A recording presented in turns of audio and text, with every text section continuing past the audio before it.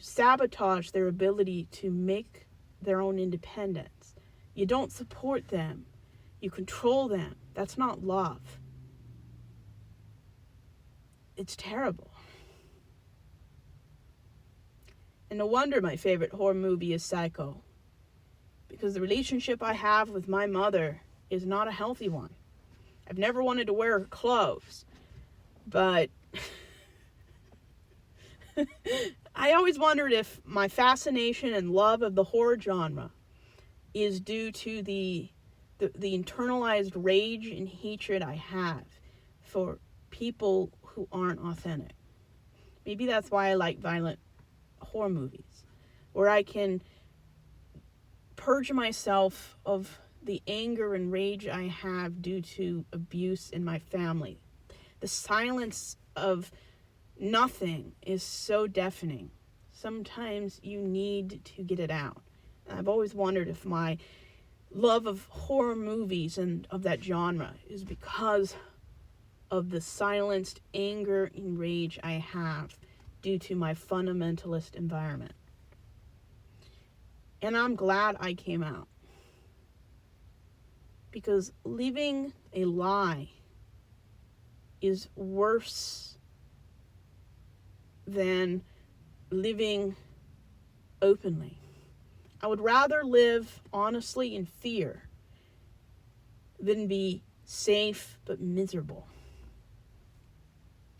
And living the way you want is worth jeopardizing everything. At least for me. It may not be for everyone. I would rather die living the life I want than living my whole life wondering, what if? And find a support system.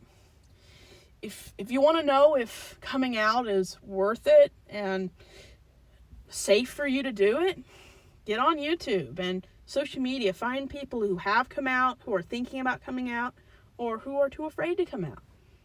Get a consensus of what your life might be if you jumped off that beam, and make the right decision. And if it is waiting 9 more years to come out or never, if that's what makes you safe and happy, that's not a wrong decision. Take your time, and there is no rush. I mean, it's not like an auction. I mean, you can come out anytime. Nobody is going to out you if you take too long as you're smart about it. But you have to live what's right for you.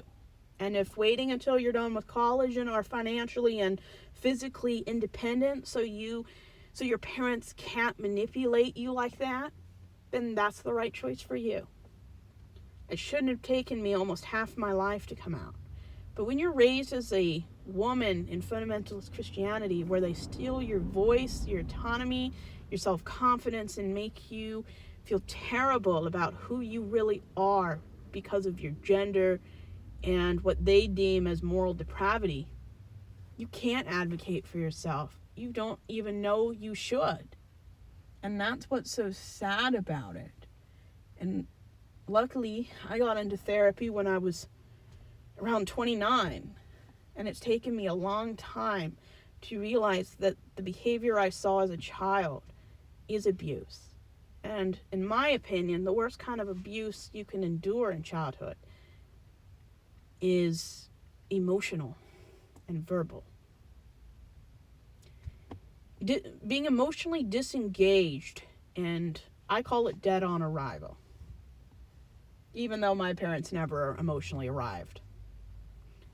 I lived my whole life without getting the emotional support I needed.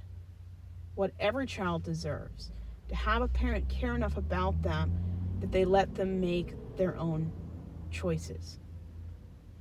Being proud of their kid, even if they choose to not be religious or have a very different religious view. And it's hard to be whole when you grow up in an environment that erases everything that isn't straight and shames you for having an overactive eating disorder because of the anxiety of living a lie. It's not easy. But coming out was worth it for me because I